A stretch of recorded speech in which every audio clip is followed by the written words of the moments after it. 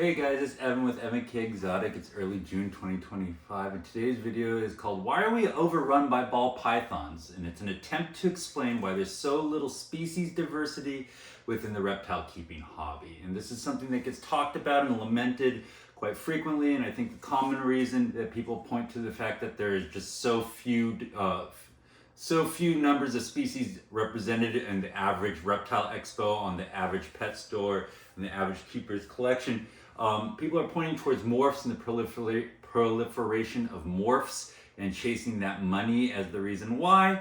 And I think that definitely has something to do with it, but I also think it is a little more natural outcome of the way that our reptile supply hobby works and did work in the past. And I'm going to use the analogy of the food system to explain why there's so little species diversity within our hobby. And so I guess here's kind of where I started off realizing this subject. I was at a farmer's market and it was in July, and every table there was filled with beautiful, beautiful, beautiful tomatoes. There were Brandywine tomatoes, there were beefsteak tomatoes, there were Roma tomatoes, there were cherry tomatoes, there were grape tomatoes, XYZ, but they were all full of tomatoes.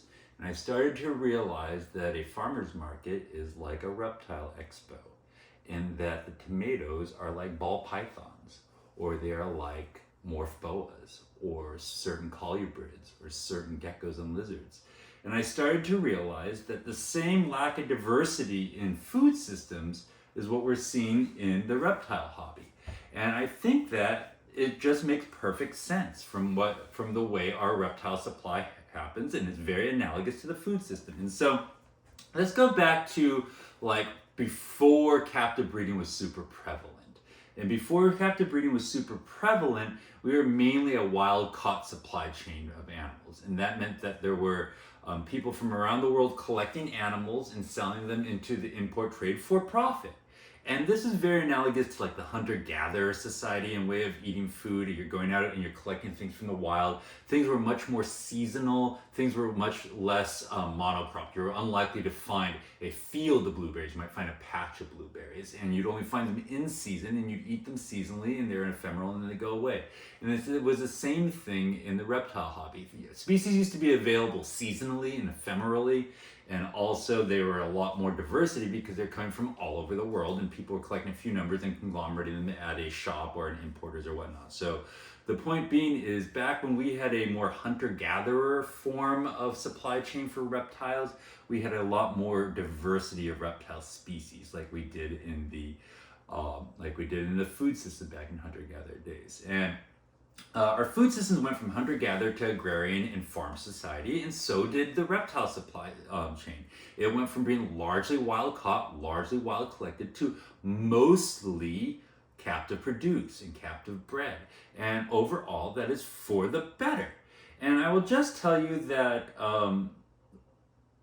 the fact that most animals are captive bred and that we can supply most of our demand with captive bred animals is good both for the wild population, it's good for the captive animals, it's good for the keepers. And so I'm happy overall with that. And I think that the lack of species diversity is something that matters to people like me, people who really want that species diversity. But I also think that like the food system, the reptile supply chain is meeting the demands of the vast majority of people in it right now. And even people like me, we can still get those more obscure foods, just like if you were a foodie, you could go and get something very obscure like foie gras or something like that. But the point being is, when you go to a captive produced and agrarian society, the species that you need to cultivate have to have both producer side and consumer side aspects that make them advantageous for that system. And from the producer side, they need to be relatively easy to produce, relatively economical to produce, relatively reliable and formulaic. And so that means that there's only a certain number of species in the hobbies that actually fit those molds. And what happened over time is people are working with these diversity of species.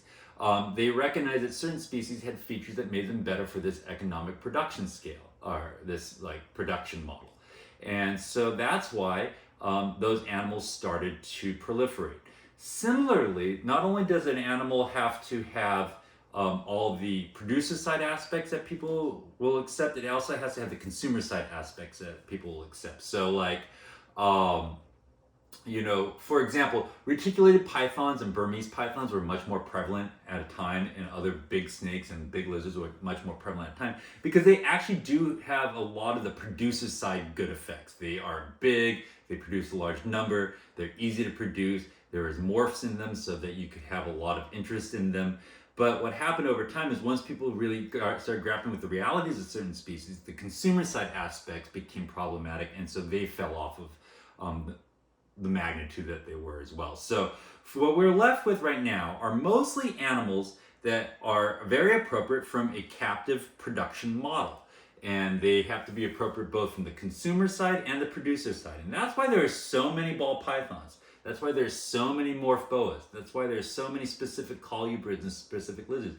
Because only a specific number of animals and living organisms have both those sets of features in quantity. And also, then you have to create different looks in them so that you can sell more of them. That's what the morphs come in. The point being is it's kind of like all the different species or varieties of tomatoes. Or I looked it up, and cauliflower and broccoli and kale and Brussels sprouts and kohlrabi and some others are all actually variants of the same species of plant. So it's exactly analogous. It's the food system analogy to explain why we are so monocropped in reptiles right now. And it has less to do with chasing the dollar or the heavy-handed influence of morphs as it does with the needs of a captive produced or farming agrarian supply chain. And that's what happened there. And I just kind of think that that's a bigger picture explanation of what's happening, and it attends to all those factors more so than just saying, oh, it's because people were chasing the morph or chasing the dollar. I think it was more deeply in the fabric of how our supply chain works than that, if that makes sense. So there you go. I hope that makes sense. I hope you enjoyed that. Take care. Bye-bye.